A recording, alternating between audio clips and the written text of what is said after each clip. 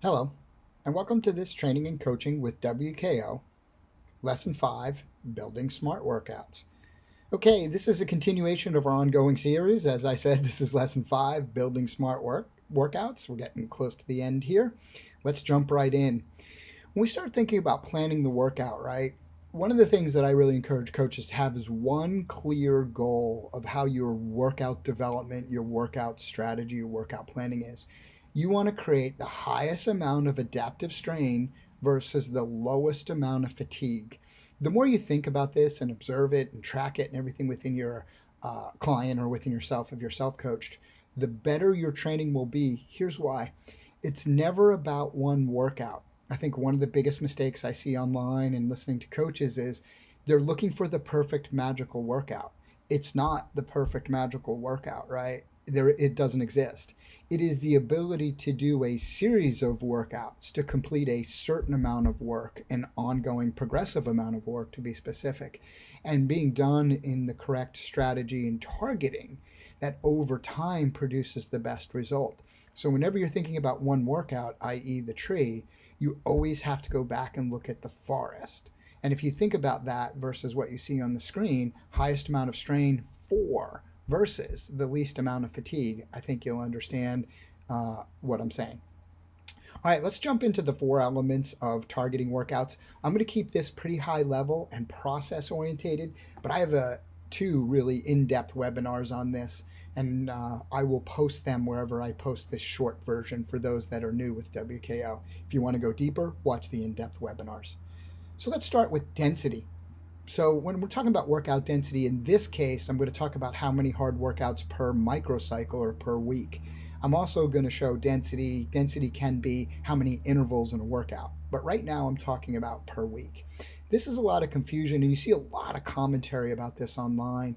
To me, the first place you have to start with is the athlete's maturity, and I always break those down into three areas: less than a year, 1 to 2 years, and more than 2 years or 3 years plus, depending on how you want to say that. The reality is, I treat workout density, generalized workout density. There's always, you individualize and get specific. And here's my guidance and opinion. So, for athletes with less than 12 months of training, and don't take these numbers as specific, I'm just making a chart to give you a visual. Your hard days can be like in the classic schedule, you want two per week. So maybe a Tuesday and a Saturday. You always want your hard days to follow your rest or your easiest day so that you're freshest to go hard. Now, hard could be different for everybody. It could be aerobically hard. You're doing sweet spot training, you're doing tempo. It really depends on what point in the season, what the athlete prescription is, and what you're working on. One of the things I see though is athletes build too many hard days into the mix. So if you're, an athlete, a self-coached athlete, or have an athlete that hasn't been training less than 12 months, 2 hard days is enough to get the right adaptive signal without creating too much fatigue. Then you have some medium days. We tend to call these endurance or aerobic days, right? All this is a generalization you as the coach should customize. Now, as the athlete maturity increases, years 1 to 2, I can see 3 hard workouts a week. And again, a generalized visual rule here. There's lots of ways to mix this up, and not everything always fits in a nice weekly calendar.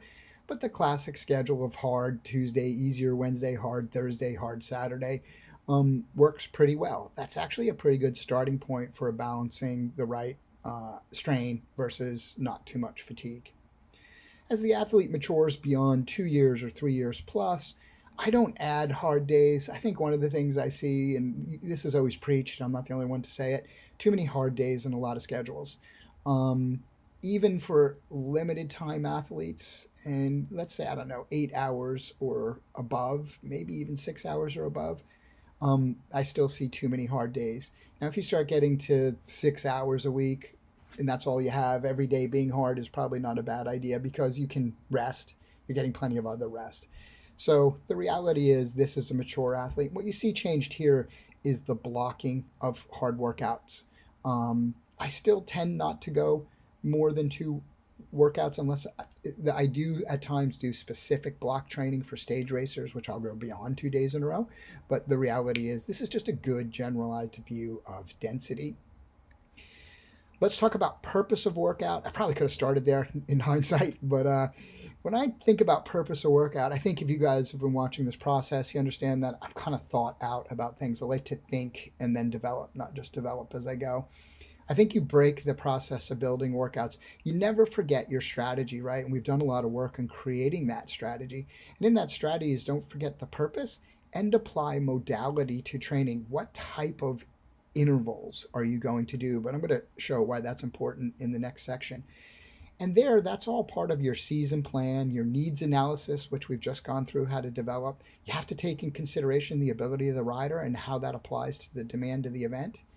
And most importantly, right, I should have highlighted this better, is your desired outcome. So if your desired outcome is I want to increase threshold, and you might say you even have a more specific one to 300 watts. Let's say you even have a more specific one than that over a rolling terrain. Or what if it's not a time trialist versus a climber over a average of 5 to 8% grade? The more you understand the specific demand, that's why I encourage you to do the needs analysis, the more you can target, you can think about the strategy of your interval workouts. Then once you have that, you simply move into the tactical. Uh, Interval duration intensity, how hard and how long, right? Relief duration intensity, how easy and how long. And then density, my point earlier, how many intervals do I do? The series of intervals, I'm going to show what that means in modality. And one of the things that I think is so important that people don't track enough is time in zone of the workout. How much time am I spending at the intensity level, the desired? Because the intensity level is an outcome of the desired outcome, right? Or it's an output of the desired. So once I've determined that, the key effort is do I achieve the intensity and how long? So if we think about that, what you're thinking about is the immediate demand, right? What do I need to be doing today to get this athlete in position to continue my strategy? Am I looking at increasing power versus increasing capacity or achieving some specificity in the goal? Again, I would watch my in-depth presentation here. I don't have time to go into it in depth here, but for those that are new and following this process orientated, think about, am I trying to increase power? Am I trying to increase the athlete's ability to hold a certain power? Or am I trying to improve the athlete's ability to achieve a specific demand of an event they have coming up with? And finally, in its simple way, right, athlete fitness. The intervals I can do when I first get off the couch in the winter are not the same as what I can do in the spring when I'm fit and starting to fly, right? And you cannot forget athlete motivation. You can lead a horse to water, but can't make them drink, right? As coaches, we know that. I can write prescriptions, but if the athlete isn't motivated enough to do them, then they're ineffective. You always have to understand your athlete motivation, and that affects modality, which I'm about to get into. So basically, when you think about that purpose, you're trying to do 4 total things.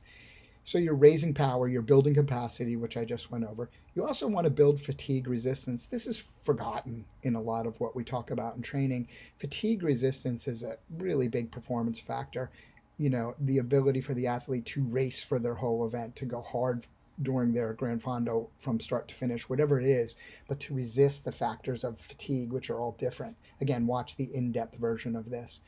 And then finally, to achieve a specific purpose. But don't forget, this is all built on some form of skills. All right, let's get into one that's a little bit more specific. Let's talk about modality. And that's like type of interval, right? That might be a simpler way. So when you're dividing your interval modality, your type of interval, you're thinking about the interval format. You're thinking about neuromuscular manipulation. And you're thinking about the athlete's fatigue status. Again, oft forgotten. So let's break these down. Let's start with interval format. So for interval format, there's a group of formats. I'm going to visually show you some examples here. So the first and simplest format is what's known as the steady format, right? You are simply looking at, an on and an off period of some driven relationship. A classic example is 4 times 3 minutes with 3-minute rest in between. Pretty simple.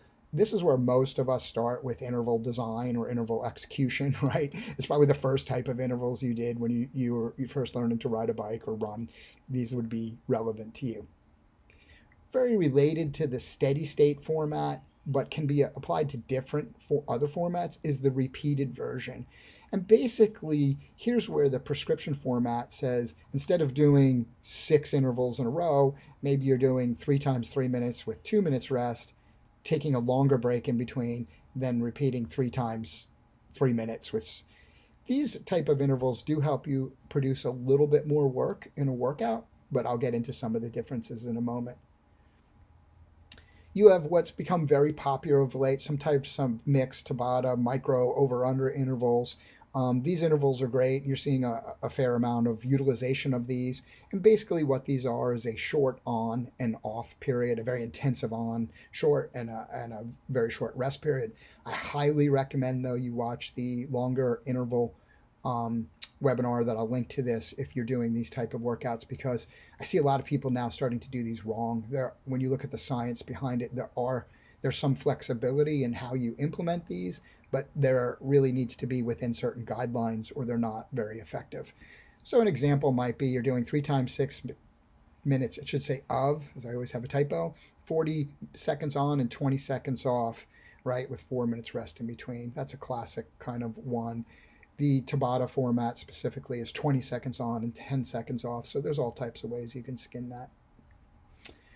There's also what I call, and you'll see in my webinars, kind of the max format. There is a demand. We tend to look at the steady format where we're hitting the same power, use 3-minute intervals. We're targeting 300 watts in every interval, and we try to do everyone exactly at 300 watts. And this is kind of perpetuated in a lot of the literature. But sometimes, not every time, because this is very exhausting, sometimes max is max, and you should do the intervals in max format. This can be a struggle because some athletes just need a perfect prescription. And really the prescription is do the first one as hard as you can, and the second one, do as hard as you can, and the third one, do as hard as you can. What happens clearly is you produce additional fatigue in these, right? And the performance, as you can see in my little layout, each interval will go down in power as you would expect, going from a maximal effort for each interval. But the reality is there's some different physiological effects when you're doing that versus steady state. So if you're always just doing steady state and equal, even if you're doing Tabata style but hitting the same equal powers, you're not creating the well-rounded strain. Sometimes you need this max. And max breaks the paradigm of what you see a fair amount of. When your percentage drops X, go home.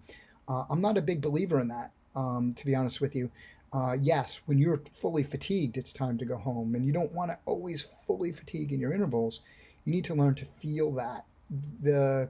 I've dropped 4% interval thing is a killer.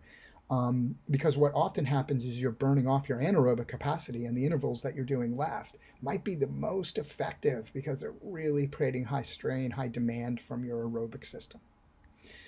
So if you look at this modality, and if you said the steady repeated, some of the effects that you could summarize what you're focusing on, steady repeated really do a better job of pure, and this is very fine line. They're all very effective, as I'm going to show you in the next slide or two. But the little extra focus on capacity, that's my little asterisk, it's marginal. Power versus capacity in Tabata, and the max does give you a little more power. So if you look at why that purpose or what's the effect, the steady state tends to allow you to maximize time and work. So that at that time and zone, I typically can get in pure power numbers, I get more time and zone doing steady or repeated steady intervals. When I do the mixed, I get an improved neuromuscular response, right? I'm accelerating multiple times, and that recruits muscle fiber, and it tells that muscle fiber to do something specific, and it needs energy, it needs fuel, so it has a little better neuromuscular response. And finally, max is max, right? It's got a max intensive stimuli. This also has a deep physiological and psychological event. You'd be surprised how many athletes really don't ever go max because it hurts, right? It's really hard. Part of this is race prep and just understanding it. The more you can, you add some of that strain, that stress, that wow, this hurts in training, the more it becomes adapted to. All stress is good stress, and you adapt to it, then you're able to execute better in performance and racing. And if you look at some of the other events, the steady actually has a little higher lactate shuttling and a better anaerobic, a pure anaerobic, because you're burning down that anaerobic side over time. Here you have higher O2 and aerobic response because your cardiovascular system, wow, oversimplification here, watch the in-depth webinar if you're interested in what I'm saying here. It kind of stays switched on the whole time, so you extend the time at demand against the cardiovascular system. And here you just have higher aerobic demand. You tend to burn off the anaerobic side pretty quickly, and you're making energy at a high aerobic state, which is pretty good for racers and performance endurance athletes. Which interval form out of those is the best? So, with all that said, maybe I could have said this first. Science has shown there's little difference in the response to the manipulation of modality. That basically means all of them work and all of them don't. Um, Sorry about that. I didn't hide my email. Um, More important, the progress is that you focus on is progress, time, and power and target zones. So if you said, what's more important, Tim, to do change up modalities, I think you should change modalities because the athlete will get physically and mentally stagnant. But you should be understanding that it's not going to produce dramatically different results. It's more important to focus on progress, time, and power in target zones. And when I mean that over time, like week one, you're doing X amount, then you add time to all the workouts. So here's some general modality tips for you prescribing to an athlete or self-prescribing.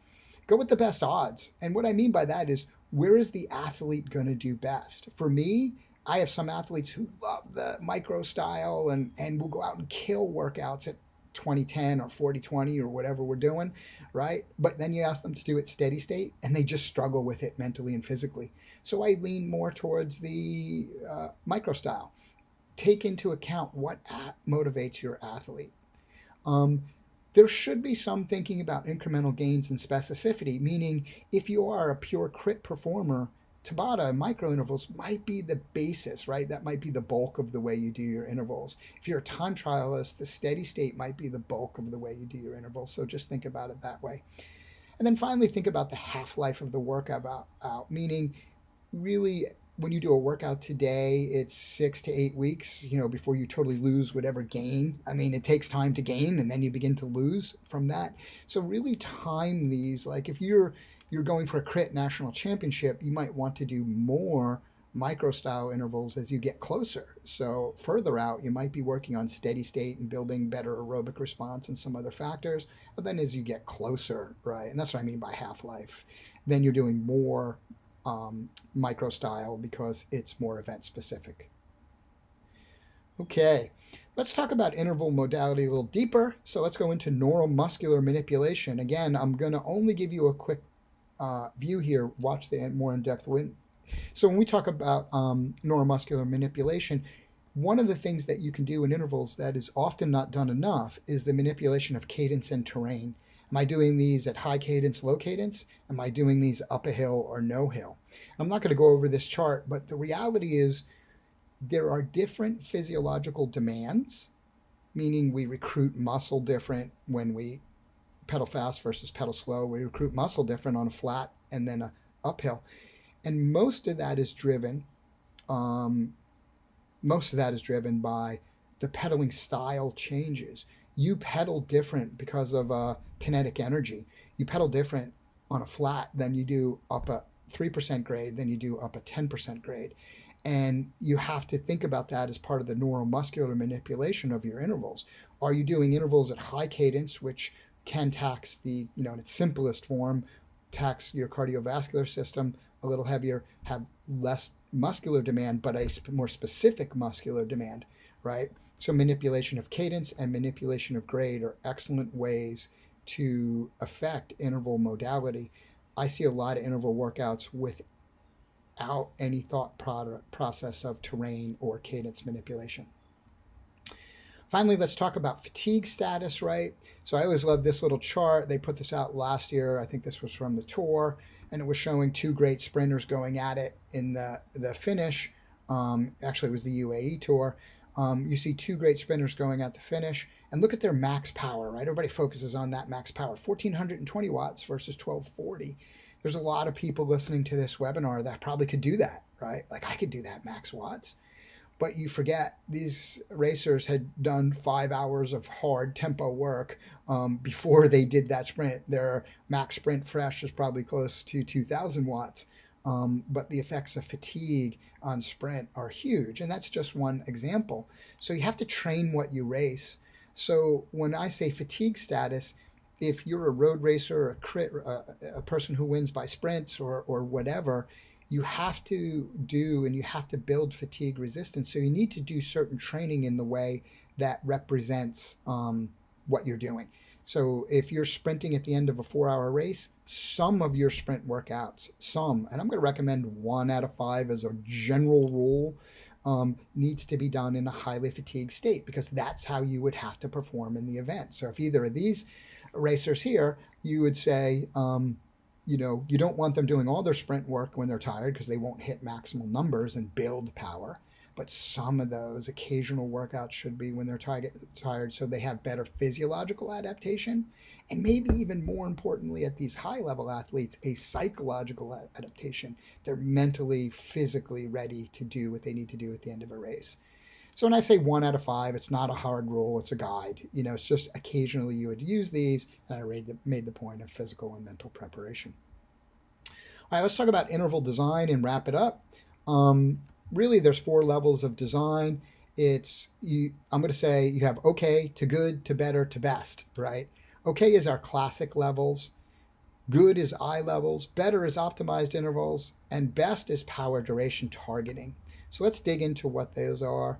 So classic levels, and for new users with WKO, all of this is in your training zones dashboard. I'm highlighting them by clicking on the header, but the reality is all of these are within the dashboard.